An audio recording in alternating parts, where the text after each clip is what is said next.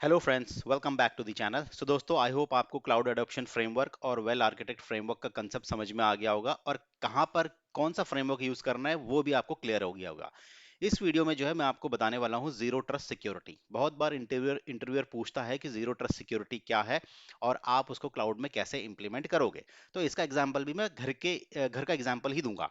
तो traditional way कैसा था? मान लो मेरा घर था, ठीक है, काफी साल पहले, मतलब 15-20 साल पहले आप समझ लो, ठीक है। 15-20 साल पहले की अगर मैं बात करूं, पहले की बात करूं, तो कैसा होता था? मान लो कोई कॉम्प्लेक्स है, कोई बिल्डिंग है या मेरा खुद का घर है, तो अगर कोई भी मेरे गेट पे आता था तो मैं ब्लाइंडली दरवाजा खोल देता था, राइट? यही होता था ट्रेडिशनल। मैं अगर जो सिक्योरिटी की बात करूं कि कैसे काम करता था, कि भाई हम ब्लाइंडली किसी पे ट्रस्ट करके दरवाजा खोल देते थे, बात बात करने लगते थे, राइट?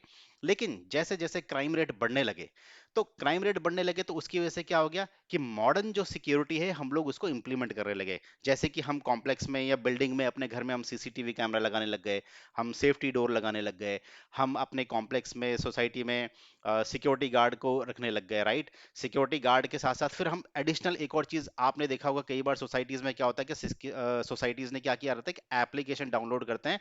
अगर कोई भी बाहर से विजिटर आएगा तो वो एप्लीकेशन में एंट्री करेगा और उसकी सारी की सारी इंफॉर्मेशन ली जाएगी। देन उसके बाद सिक्योरिटी गार्ड जो है कॉल करता है उस पर्टिकुलर फ्लैट में कि ये बंदा आया है, आप इसको जानते हो कि नहीं जानते हो। एंड उसके बाद जो है फिर वो एंट्री करता है। तो ये होता है एडिशनल, मतलब इसको बोलते हैं कि आप ब्लाइंडली उस विजिटर पर ट्रस्ट नहीं कर रहे हो और आपने एक एडिशनल सिक्योरिटी लेयर्स लगा रखी हैं आपके घर पे पहुंचने से पहले, राइट? तो यही चीज जो है क्लाउड में भी होती है, जिसे हम बोलते हैं टेक्निकल टर्म में जीरो ट्रस्ट सिक्योरिटी। मतलब आप किसी पर भी ब्लाइंडली ट्रस्ट नहीं करोगे, यानी कि nobody automatically, I mean trust nobody automatically. इसका मतलब ये है कि नेवर ट्रस्ट ऑलवेज वेरीफाई, यानी कि ट्रस्ट करने से पहले आप उसकी आइडेंटिटी वेरीफाई करो। तो जीरो ट्रस्ट सिक्योरिटी का मतलब यही होता है कि नेवर ट्रस्ट ऑलवेज वेरीफाई, यानी कि कुछ भी ब्लाइंडली आपको ट्रस्ट नहीं करना है, आपको पहले आइडेंटिटी वेरीफाई करनी है। अब इसका एग्जांपल मैं बताता हूं। आप एज्योर पोर्टल पे लॉगिन करते हो या फिर आप किसी भी एक एप्लीकेशन, ई कॉमर्स एप्लीकेशन पे लॉगिन करते हो या जीमेल पे लॉगिन करते हो या फिर कहीं भी लॉगिन करते हो, आपको हमेशा पहले आईडी और पासवर्ड क्रिएट करने के लिए बोलता है। ये आपका सिक्योरिटी हो गया, राइट? कि आपका एक आइडेंटिटी हो गई है, आपने आईडी और पासवर्ड बनाया। देन उसके बाद कुछ एप्लीकेशंस ऐसे होते हैं कि आपको ओटीपी बेस पूछते हैं, राइट? कि आपको पासवर्ड तो बना दिया लेकिन ओटीपी आएगा, आप ओटीपी डालोगे, देन आप उस एप्लीकेशन में लॉगिन करोगे। या फिर आप जो है एमएफए इनेबल किया जाता है, जैसे गूगल का एक एमएफए है जिसमें आप लॉगिन कर सकते हो जीमेल में। क्लाउड में एज्योर की बात करूं तो आपको मल्टी फैक्टर ऑथेंटिकेशन इनेबल कर सकते हो, कंडीशनल एक्सेस आप लगा सकते हो, राइट? आरबैक परमिशंस जो है कस्टमाइज कर सकते हो, कि यानी कि आपको क्लाउड में जिस रिसोर्स का, किसी टीम मेंबर को अगर किसी पर्टिकुलर रिसोर्स के ऊपर एक्सेस चाहिए, जैसे मान लो वर्चुअल मशीन के ऊपर ही चाहिए कि उस पर्टिकुलर टेनेंट के अंदर जितनी भी वर्चुअल मशीन है उनको ही मैनेज करे, बाकी रिसोर्सेज ना देखे वो, तो आप पर्टिकुलरली कस्टम आरबैक परमिशंस बना सकते हो, राइट?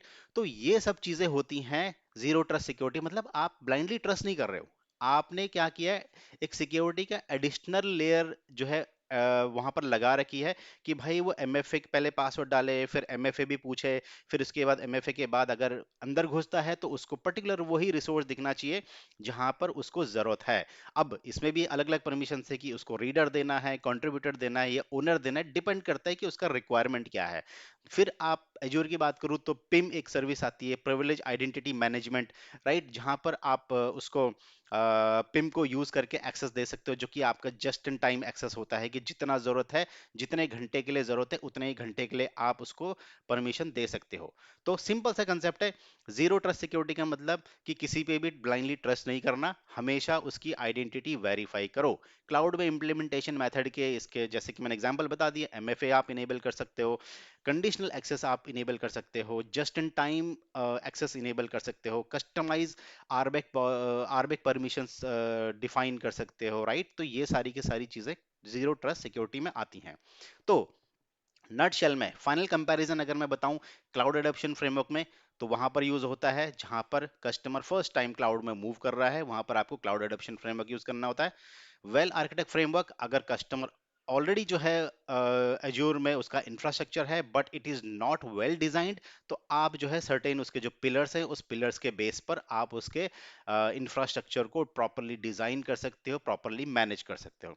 जीरो ट्रस्ट सिक्योरिटी, क्योंकि बहुत ही इंपॉर्टेंट पॉइंट है ये, तो आप यहाँ पर ये MFA, just in time, conditional access, customize RBAC permissions, ये सब आप इनेबल कर सकते हो। फिर जीरो ट्रस्ट सिक्योरिटी में मॉनिटरिंग भी आता है कि भाई आपको मॉनिटर भी तो करना पड़ेगा कि कोई अनऑथराइज्ड आईपी, तो आईपी से तो एक्सेस नहीं हो रहा है, या अनऑथराइज्ड आईडी से तो एक्सेस नहीं हो रहा था, उसके लिए फिर आप मॉनिटरिंग इनेबल करते हो, जैसे कि आप डिफेंडर फॉर क्लाउड यूज करते हो, आप माइक्रोसॉफ्ट सेनेटल यूज करते हो, राइट? ये सब चीजें आपको जीरो ट्रस्ट सिक्योरिटी के अंदर आती हैं। ओके, तो गाइज आई होप आपको ये कंसेप्ट समझ में आ गया होगा। ये बहुत इंपॉर्टेंट है, इंटरव्यू में बहुत बार पूछा जाता है, लेकिन बहुत बार कैंडिडेट बता नहीं पाता है। वो बोलता है कि, या तो बोलता है कि मैंने सुना ही नहीं, या तो बोलता है मैंने सुना है बट मुझे इसका कंसेप्ट नहीं पता। ठीक है, तो गाइज अगर वीडियो अच्छा लगा हो तो वीडियो को लाइक करो, शेयर करो और चैनल को सब्सक्राइब करना। And thanks for watching this video.